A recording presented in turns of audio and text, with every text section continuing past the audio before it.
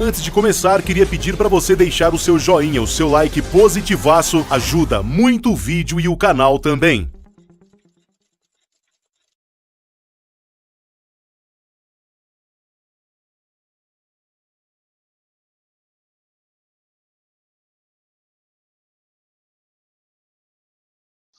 Você já ouviu falar muito da vitamina D. Só que a vitamina D, quando foi descoberta, ela foi classificada erradamente como vitamina. Na realidade, ela é um hormônio.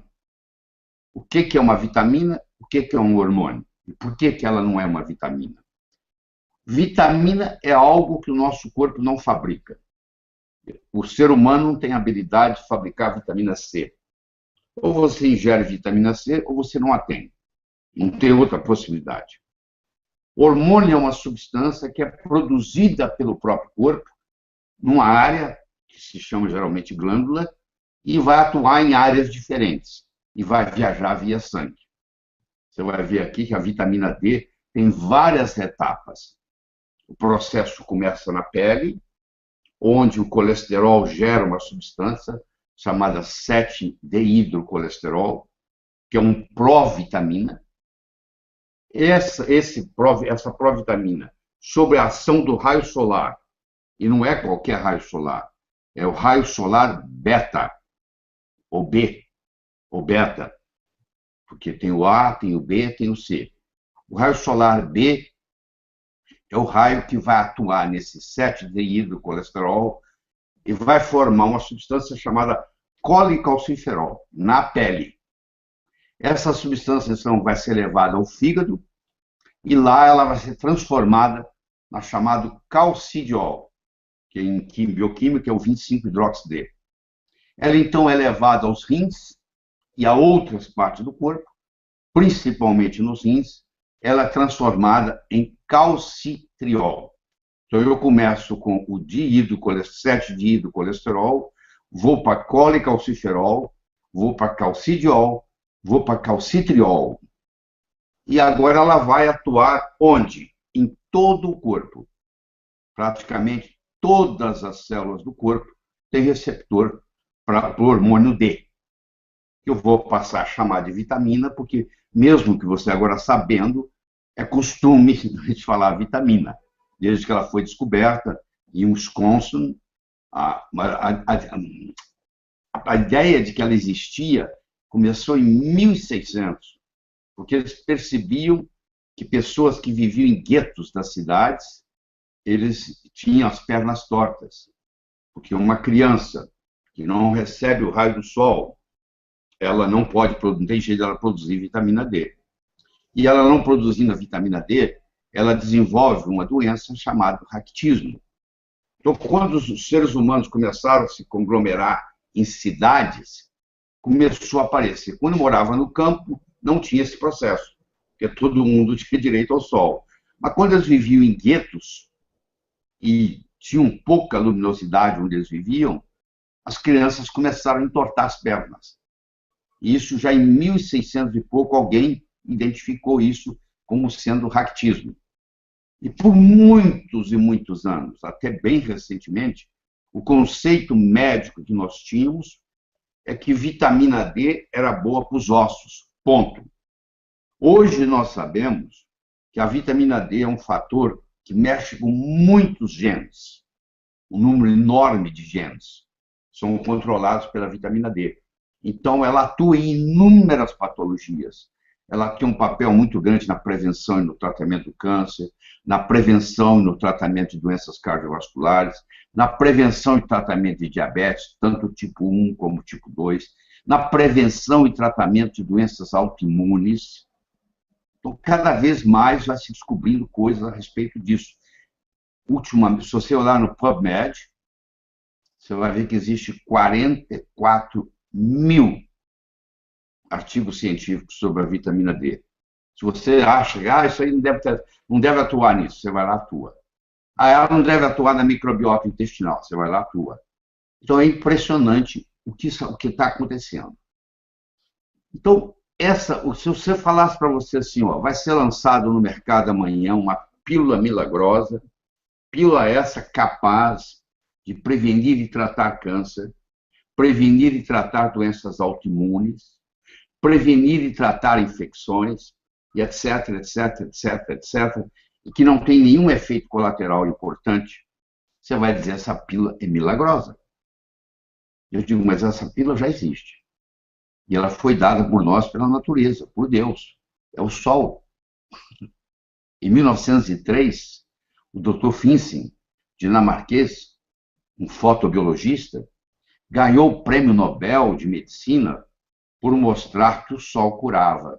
O Sol curava tuberculose, o Sol curava sífilis, o Sol curava psoríase. E foram criados os chamados solários.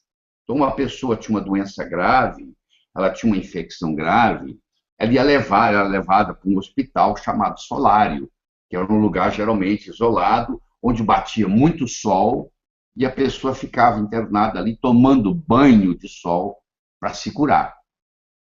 Isso até 1928, quando foi descoberta a penicilina. Alexander Fleming descobriu e praticamente entrou no mercado mundial em 1940. Então, quando introduziu a insulina, o uso do sol como cura deixou de ter essa ênfase que eu estou falando. E bem mais tarde, por volta dos anos 50, 60, foi introduzido no mercado os filtros solares.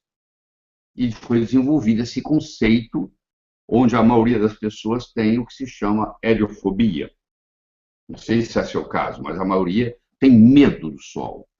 Enquanto os nossos avós, o seu avô, a sua avó, o seu bisavô, ele não fazia uso de filtro solar, porque não tinha na época, e ele não ficava preocupado com o sol, não. Ele trabalhava no campo, a maioria das pessoas trabalhavam no campo, e não nas cidades, e eles ficavam no sol o dia inteiro. Aliás, nós ainda temos. Você pega um pescador lá em Fortaleza, que sai às 5 horas da manhã para pescar e volta às 4, 5 horas da tarde. Pesca o dia inteiro, 365 dias por ano, e está pescando lá há 15, 20 anos. Você acha que o pescador sai para pescar o dia inteiro no mar e leva filtro solar? Ele não sabe da existência disso. E ele também não está preocupado com tudo isso. Então, eu não quero dizer nem 8 nem 80. Eu não vou jogar o filtro solar fora, mas também eu não vou usá-lo abusivamente. Entendeu? Eu não vou dizer para você que você tem que ficar no sol o dia inteiro. Quando eu falo helioterapia, eu falo o uso inteligente do sol. Esse é isso que nós precisamos ver. É como é que se usa de uma forma inteligente o sol. Porque quando nós usamos de uma forma inteligente o sol, nós vamos gerar vitamina D, isso vai baixar o colesterol, vai tratar a pressão alta, vai tratar a hipertensão, vai prevenir melanoma. Como? Tem inúmeros estudos mostrando que a pessoa que toma sol regularmente tem menos melanoma. Eles fizeram um estudo na Inglaterra, pelos Correios. Tem aquele funcionário do Correio que é o entregador de carta, que você conhece aqui no Brasil como carteiro, e tem aquele que faz o serviço burocrático e nunca sai de dentro dos Correios. Então, vamos ver quem tem mais melanoma. Então, deixa eu fazer um parênteses aqui. O melanoma é um câncer de pele raro. Menos de 10% dos cânceres de pele são constituídos por melanomas. Só que quase 90%, mais de 85%, quase 90% das mortes por câncer de pele é por melanoma. Então, eles fizeram um estudo nos Correios. Aquele carteiro que ficava no sol o dia inteiro entregando carta e aquele indivíduo que era burocrata e ficava dentro dos Correios trabalhando. Quem tinha mais melanoma? Adivinha? Quem ficava dentro, trabalhando burocraticamente. Não aquele que está lá no sol, carregando a carta o dia inteiro. Fizeram um estudo em navios, em marinhas. Tem aquele marinheiro que trabalha no convés do navio e tem aquele que é cozinheiro, que trabalha no porão do navio. Quem manifesta mais melanoma? Aquele que trabalha em cima, tomando sol o dia inteiro? Ou aquele que fica lá na cozinha, lá no porão cozinhando? Quem fica lá no fundo cozinhando. Olha que coisa interessante. Então, aí começaram a estudar o seguinte, estudar a Terra. Onde tem mais câncer, onde tem menos câncer, onde tem mais doença, onde tem menos doença, Então, como você sabe, a Terra é redonda. E aqui no meio dela passa uma linha imaginária que se chama Equador. E quando vou tanto para o norte quanto para o sul, você pode afastar do Equador 90 graus. Aqui está o Polo Norte, aqui está o Polo Sul. Então, 90 graus. Então, aqui tem 0, 10, 20, 30, 40, até 90. Menos 10, menos 20, até 90. Quanto mais você se afasta do Equador, menos Sol existe. Porque o Sol bate de uma forma inclinada, até chegar lá no Polo Norte ou até chegar lá no Polo Sul. E quanto mais se afasta do Equador, mais câncer existe, inclusive melanomas. Ou seja, quanto menos sol eu tomo, mais doenças eu tenho. Mais pressão alta, mais colesterol alto, mais diabetes, mais o chamado SAD, SAD, que é a doença afetiva sazonal, que é a pessoa que entra, por exemplo, na Suécia, na Noruega, na Dinamarca. Durante o inverno, a pessoa entra em depressão profunda, tem que ser tratada com luz artificial, por causa da falta da vitamina D. E por que você gripa na época do inverno? Você já parou para perguntar por que a maioria das vezes você gripa no inverno? A principal razão que você gripa no inverno, claro que as pessoas às vezes se juntam mais, facilita a propagação da virose. Mas a principal razão é que a produção da vitamina D oscila com a estação do ano. Quando você está no inverno, com a mudança do ângulo da Terra, você não produz a mesma quantidade de vitamina D3 que você produz quando está no pico do verão. Qual mês que você nasceu? Faz uma diferença muito grande, porque se a maior parte do período que você ficou no útero da sua mãe era um período de sol, de verão, você nasceu com mais saúde do que se a maior parte do tempo que você passou no útero da sua mãe era a época de inverno. Então, eles fizeram, por exemplo, pacientes que com 30 anos de idade desenvolveram esclerose múltipla. Fizeram um estudo retrospectivo para ver que mês que tinha nascido, isso nos Estados Unidos. E lá o mês, aqueles que nasceram no mês de maio, no caso lá, que quando é inverno aqui é verão lá e vice-versa, né? Você entende por que no Natal aqui é calor e em Nova York é frio, já que lá é terra, aqui também é terra.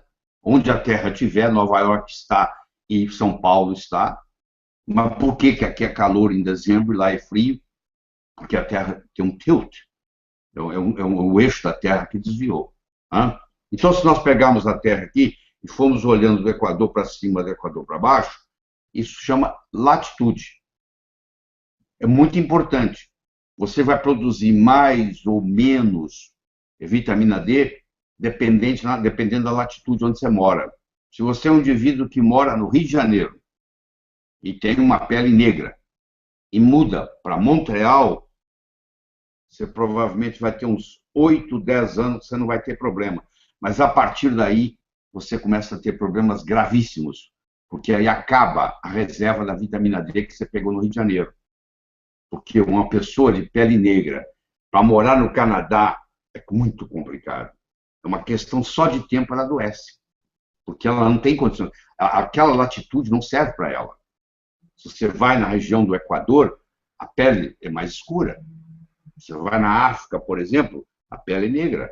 Se for feito para receber mais sol. E eles precisam receber mais sol. Um indivíduo daquele que muda para a Inglaterra, ele já começa a ter problemas. De todos os aspectos, porque a vitamina D tem uma ação tão importante na expressão gênica, a quantidade de doenças que você pode gerar é uma coisa absurda pela falta da vitamina D. O que faz você produzir mais ou menos vitamina D é o lugar onde você está, é a estação do ano, se é verão, se é inverno, se é outono, se é primavera, é a hora do dia que você toma sol. Eu sei que isso te vai chocar muito, mas a melhor hora para você tomar sol é meio-dia, porque meio-dia você tem mais raios B chegando à estratosfera e chegando à superfície da Terra. O Sol, ele emite 3 tipos de raio ultravioleta. Ele emite o C, que tem de 200 a 290 nanômetros, Nanômetro é quando eu pego o metro, divido ele em 1 bilhão de vezes. Cada pedacinho é um nanômetro. Então, entre 290 e 290 é o comprimento de onda do raio C. O raio ultravioleta C não atinge a superfície da Terra. Ele fica na estratosfera. Lá existe uma camada de 30 e 35 quilômetros de ozônio que segura esse raio. Eu sei que a camada de ozônio vem sendo destruída aos poucos. Por enquanto, nós só afetamos 5% da camada de ozônio e ela ainda não está perturbando isso. Ou seja, o raio C continua preso lá. Do que chega à nossa pele, 95% é raio ultravioleta A. Só 5% é raio ultravioleta B. O raio ultravioleta B pica no meio-dia, em ponto, entre as 10 e as 2. Entre as 10 e as 14. É a melhor hora para você tomar sol. Porque é quando o raio B está ali. O raio A, ele está o dia inteiro. Então, se você for na praia às 5 horas da tarde, você pega o raio A. O ar livre, não precisa ir à praia. Se você for às 8 da manhã, você pega o raio A. O raio A, tem dois tipos de raio A. Tem o A2 e tem o A1. O A2 vai o B vai de 300 a 320. O A2 vai de 320 a 340. E o A1 vai de 340 a 400 nanômetros. Então, quanto maior o comprimento de onda, mais ela penetra. 5% dos raios solares que batem na nossa pele são B. Eles atingem a epiderme, não passa daí. 95% dos raios solares que atingem a nossa pele são A. E eles atravessam a epiderme e chegam na derme. Eles são os que causam manchas solares, eles são os que causam rugas, eles são os que causam forte envelhecimento. Então, se você recebe uma carga de UVA, você você envelhece mais rápido a pele.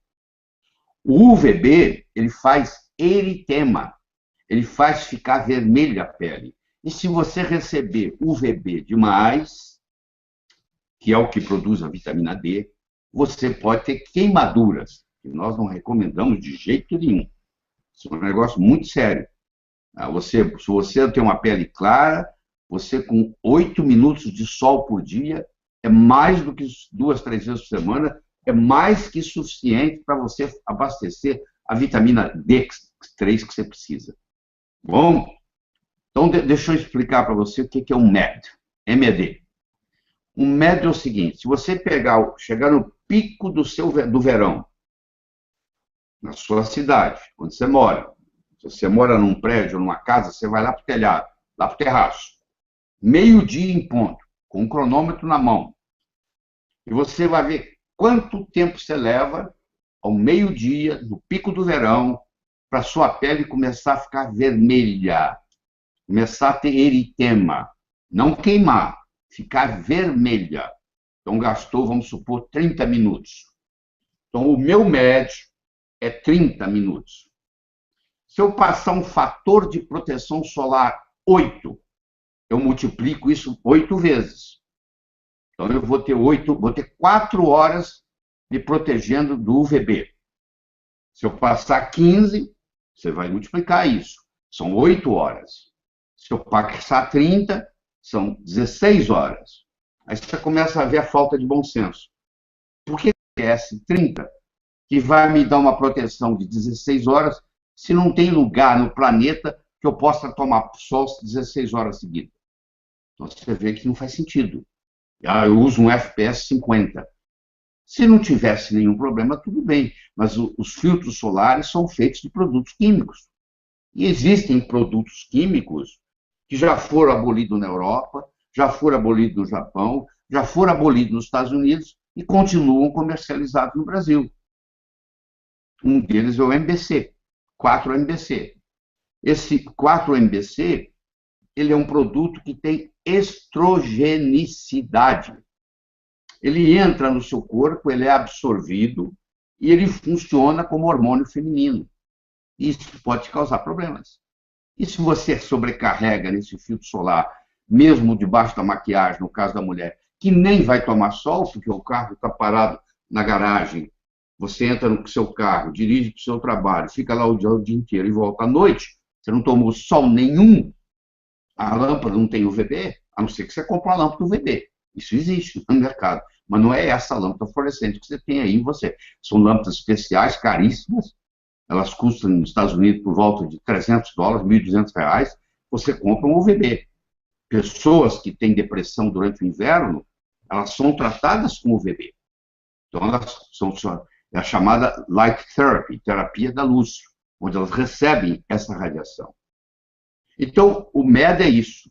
Só que quando eu quero proteger o filtro solar, com o filtro solar, eu estou preocupado também em proteger contra o UVA.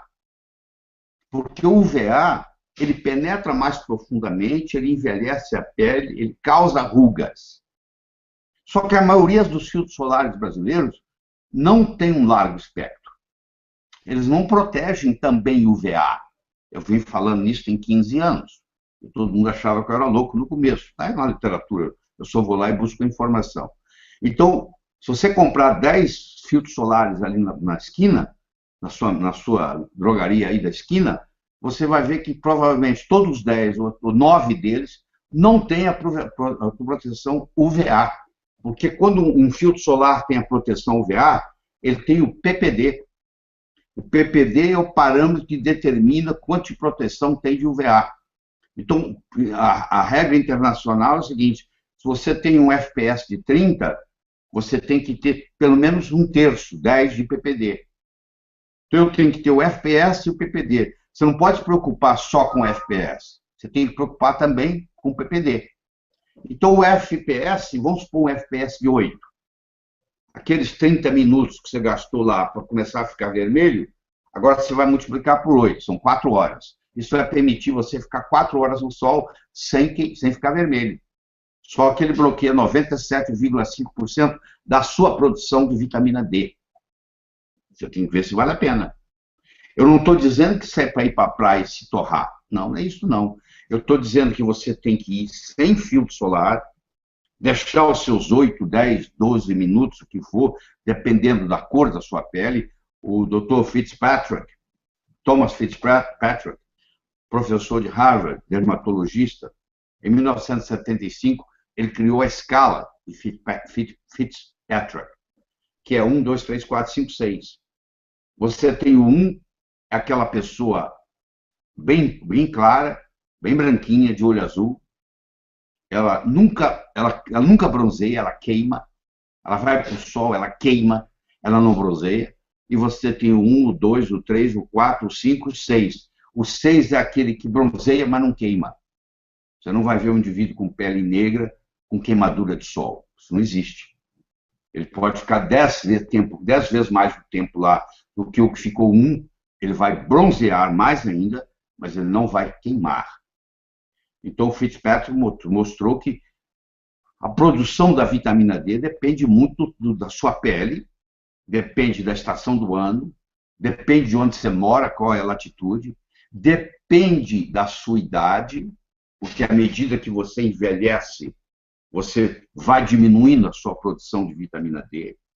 Um indivíduo de 70 anos, comparado com um indivíduo de 20, um indivíduo de 20, tomando o mesmo sol que um indivíduo de 70, ele produz 4 vezes mais vitamina D. Não só porque a pessoa idosa tem menos 7-deidroxicolesterol na pele, como a pessoa idosa vai perdendo a 1-alfa-hidroxilase, que é a enzima que transforma o 25-hidroxid-D, que é o calcidiol, em 1,25-de-hidroxid-D, que é o calcitriol. Isso dá predominantemente no rim. Acreditava-se antigamente que isso só acontecia no rim. Hoje nós sabemos que isso ocorre no corpo inteiro, mas predominantemente no rim. Então, como nós fugimos do sol, nós temos heliofobia, nós não sabemos usar o sol de uma forma inteligente, e além disso, nós passamos filtros solares, que na maioria das vezes, bloqueia o UVB e não deixa produzir a vitamina D, e não bloqueia o UVA. Então, apesar de nós vivermos num país tropical como o Brasil, se você fizer análise do sangue, que hoje o SUS faz, do 25-hidroxid-D, você vai perceber que mais de 80%, 90% dos brasileiros têm deficiência de vitamina D. Isso causa uma série de consequências. Causa uma doença chamada osteomalácia, que eu posso responder durante as perguntas, causa uma doença chamada osteoporose, causa uma dor que muitas vezes é confundida com fibromialgia. Se você tem um diagnóstico de fibromialgia, provavelmente você tem deficiência de vitamina D, porque a sintomatologia é muito parecida. E tudo indica que é fibromialgia, só que aquela dor muscular, aquela dor óssea, sabe aquela dor que quando você aperta o osso e dói? Doutora, minha dor é profunda. Essa dor profunda que quando você aperta o externo aqui, o peito, dói. Essa dor é de uma doença chamada osteomalácia. Osteomalácia é quando o periósteo, a capa que cobre o osso, está inflamada. Sabe por que o periósteo inflama? Por falta de vitamina D. Vitamina D é anti-inflamatório. Então você começa a ver o seguinte: vitamina D é extremamente barato, você tem que conversar com o seu médico, ver a dose, etc. e tal. Extremamente, praticamente não tem nenhum efeito colateral nas doses certas, que você tem que aprender a usar. As pessoas que são consideradas mais saudáveis nos Estados Unidos foram consideradas, são salva-vidas das praias de Miami, e eles chegam a ter 115, 120 nanograma por ml de 25-hidroxid no sangue, ou seja, dose que a gente considerava altíssima. O Dr. Michael Holleck, que é a maior autoridade em vitamina D no mundo, foi ele que desenvolveu o teste para medir a vitamina D, quando ele estava na Universidade de Wisconsin. Hoje ele está na Universidade de Boston. Tem inúmeros trabalhos e livros publicados. Ele crê que você pode chegar até 150 nanograma por ml de vitamina D sem nenhuma consequência maior. Mas isso você tem que discutir com o seu médico, tá bom? Nós não estamos aqui para receitar, nós estamos aqui para apresentar teorias e discutir esses detalhes. Então, o meu tempo aqui está acabando, eu só tenho mais 1 minuto, eu vou parar por aqui e vou deixar, e só quero comentar mais 2 coisinhas. Quando você estiver andando, e o sol estiver batendo, e a sua sombra for maior que você, se você tem 1,80 m, a sua sombra tem 1,90 m, você vê que ela é maior do que você não está produzindo vitamina D. O ângulo que está batendo, isso é muito fácil de entender. Mesmo que você esteja na praia, tem sol, mas a sua sombra ficou maior que você. Pode ver que lá pelas 3h30, 4 horas da tarde isso começa a acontecer. Aí você, a partir daquele momento, não produz vitamina D mais. Tá? E outra coisa, o raio benéfico, que é o que produz a vitamina D, ele não passa pelo vidro. Então, se você tem um lugar na sua casa que você gosta de ficar sentado, que tem uma janela, que tem uma vidraça, que tem uma cadeira ali onde você gosta de ler os seus livros, aquilo ali não é um bom lugar para ficar. Você vai ter que mudar o lugar. Porque aquele lugar onde você fica ali, de frente daquela vidraça, e aquele sol entrando, e você até hoje vinha pensando que te fazia muito bem, aquele sol que está entrando ali, aquele raio que está entrando ali, é UVA. UVA causa manchas na pele, causa fotoenvelhecimento, entendeu? E destrói colágeno e causa rugas. Se você está dirigindo o seu carro num dia de sol, e o sol está batendo na janela e ele está entrando no seu carro, aquele sol não é bom. Bloqueie aquilo. Porque aquele sol ali, ele só tem UVA. E o UVA não produz vitamina D nenhuma. Ele só causa problemas como rugas. E se você, dependendo do exagero que isso tem, pode inclusive chegar a causar, inclusive desencadear câncer. Certo? Paramos por aqui.